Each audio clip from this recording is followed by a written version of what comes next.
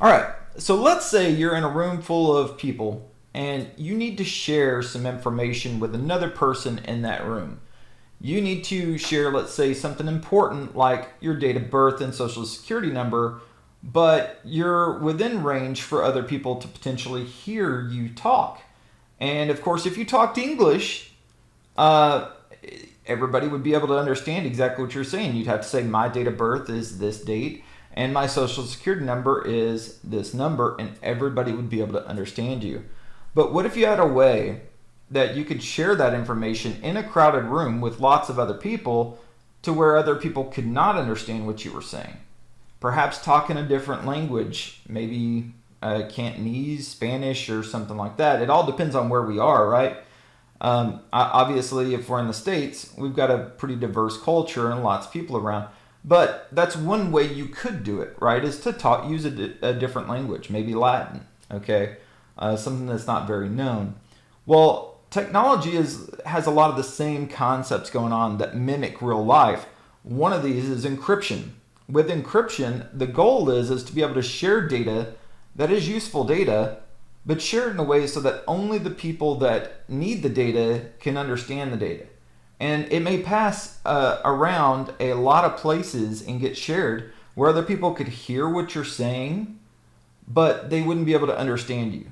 Okay, and that's basically the goal of encryption. So we're going to start off and learn a little bit about one of my favorite analogies from back in the day, and this is, in fact, encryption. So what you're looking at here is one word. I want you to think about this word. One word, it's the same amount of characters long. Okay? It's nothing crazy. This is an English word. It's found in a dictionary. But do you understand it? Right? Do I understand what this word is? Well, if I'm looking at this, unless I have taken a course on cryptography like this, or that has cryptography or encryption lessons, then I probably wouldn't understand what's going on here just seeing this. And this is what I meant by I'm still sharing this in public. Lots of people could see me write this, but they wouldn't necessarily understand what I was writing. And that's basically what encryption does. Now, this is a very simple cipher. It would be cracked in seconds with modern computers, but the concept is the same. So what is it really that I'm doing here? Well, back in the day, this is called a Caesar cipher that I used for this. And the reason they call it a Caesar cipher is back in the day, Julius Caesar actually used Caesar ciphers to send commands to his army. So they would be invading a country, and he would write a letter to one of his commanders that said, I hope you and the family are doing well. Very benign letter that didn't mean a lot. But at the bottom, he would write a message like attack at dawn. And he would use a Caesar cipher to make sure that if that letter did fall in enemy hands, maybe the squire that was delivering it to the commander was killed or intercepted or tortured, they still wouldn't know what that message meant at the bottom. And the letter would really look like it wasn't anything to do with the war, right? Now, what they would do, though, is how do you actually decipher this stuff, right? Because I've taken clear text, one word, and I've used encryption algorithm, a Caesar cipher, okay, which is also known as an alphabet cipher, to encrypt the word. And now you end up with cipher text. So clear text is what we have that is understandable. It's easy to read. It's what we all know, right? We use the encryption algorithm, which generates a cipher text, okay? And then we need to understand what that algorithm is and potentially a key to de-encrypt the data so that we understand it again. So that if we're the party that's supposed to get the message, we know how to get this message. So what Julius Caesar did with his generals is before they went out and launched an attack, okay, they would agree on a number. And that number would be told to the generals, okay? So they could send and receive these messages and everybody could decipher them. And what it is you had a number and you would move that many numbers forward or backwards in the alphabet. So for example, let's say we needed to write the letter A.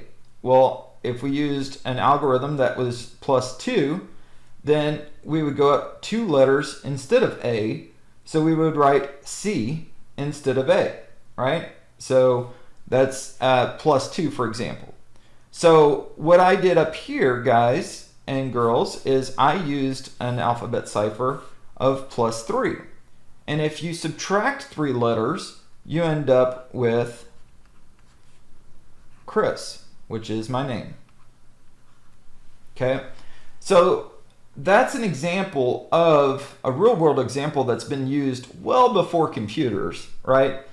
To send information across the public that only the intended recipients can de-encrypt and understand. Okay, so that's the most layman's way I can put what encryption is and what we're doing with it. We hear a lot about encryption in the world today, and we need to understand what's really going on. So whenever somebody says, yeah, we're going to encrypt your hard drive, what that means is that the data starts off and it's easily understood, it's easily read, but then there is encryption algorithms that are used to encrypt that data so that only you with your special key can read the data. But if anybody else had that hard drive and they did not have your special key, they could not then de-encrypt the data. And it's the same with files too, okay? There's lots of different forms of cryptography out there, and there's lots of different tools to encrypt and de-encrypt data.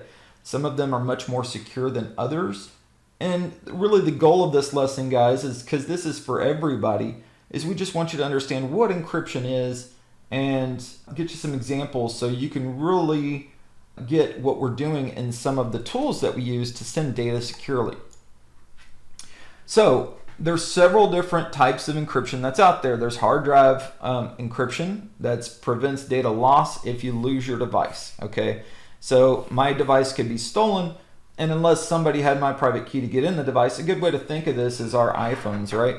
Because unless somebody has my biometrics, in this case, my face or my thumbprint, okay, or my special PIN, then this hard drive is encrypted. You cannot get the data off of this device without that information, okay? Same thing with our computers. We use tools to make sure that unless somebody has the correct credentials or the correct biometrics or both, that they can't get access to the data, okay? So you don't want to encrypt a hard drive of a company computer without their permission.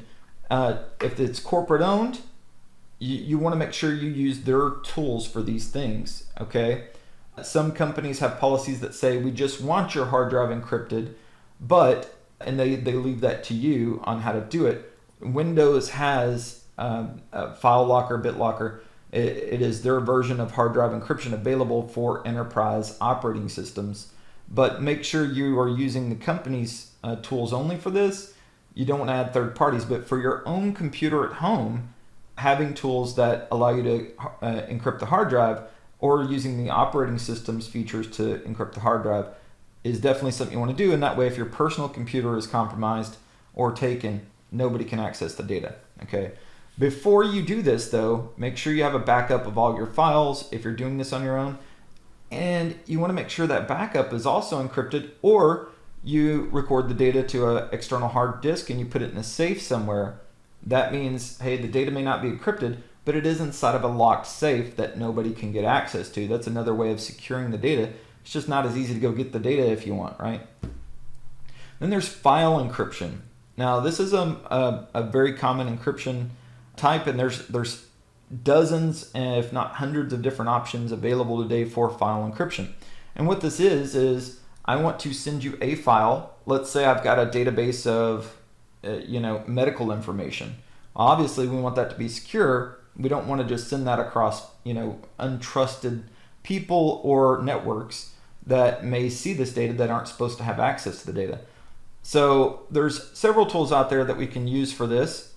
There's a few called PGP, VeriCrypt, and TrueCrypt. TrueCrypt is a classic tool. It's actually no longer technically supported. It is a very useful tool, but it can encrypt files, and you could transmit the encrypted file, and then the person on the other side could de-encrypt that file.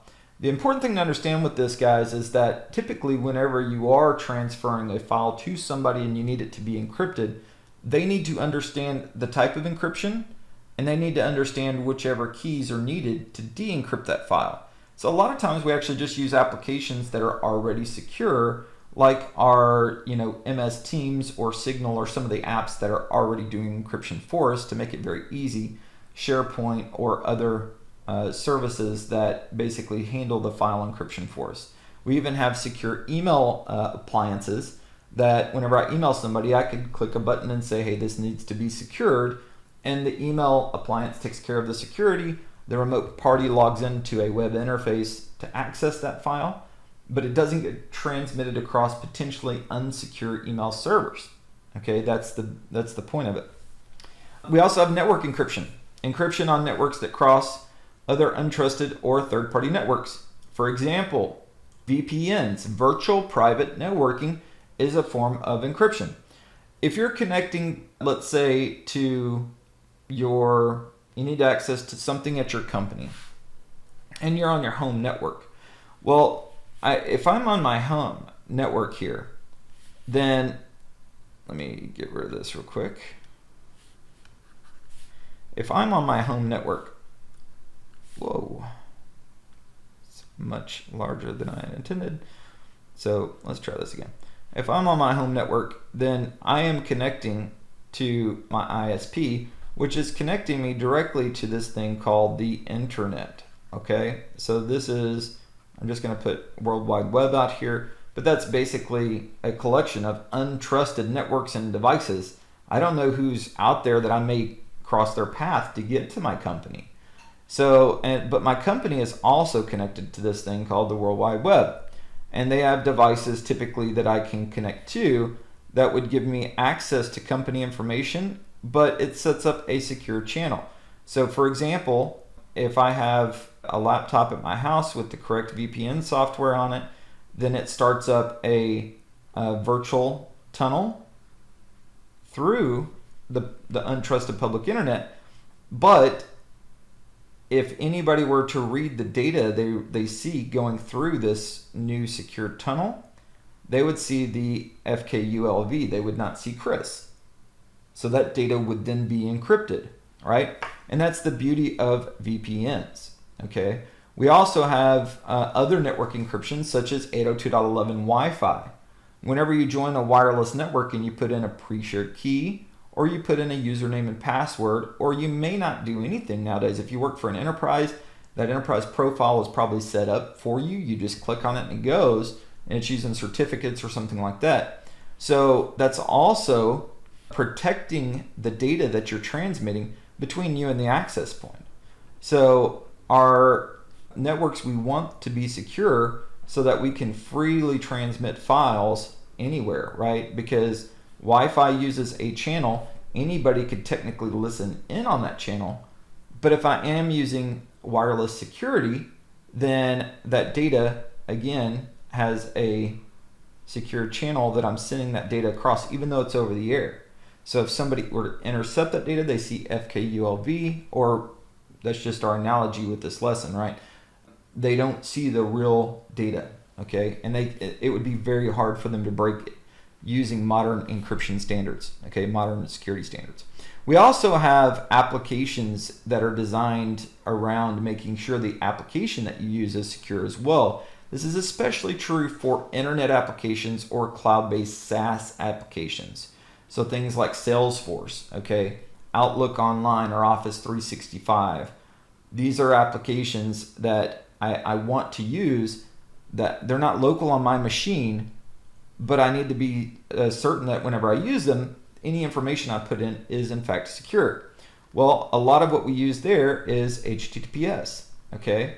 Or we might be using some type of secure file transfer, for example, to get that data back to, a file server or a file repository. But HTTPS is a very common standard. It's very secure, can be very secure, as long as you know what to look for. And by the end of this class, you guys are going to be experts in that. And then SSH if we're managing network devices, SRTP if we're making secure VoIP calls. So secure VoIP calls, that's a whole other umbrella. But if you guys have Cisco phones on your desk, for example, you might be sending that call secure, you might not. This is one of those things that it depends on where you work and what they've got set up. But there is protocols out there we could use so that that call could not be deciphered either whenever I make calls, okay? And then last but not least, that fits a lot of these things and takes off a lot of the hassle is email encryption. Okay, so again, a lot of email servers are using encryption. They are secure. They're using TLS. Not all of them though.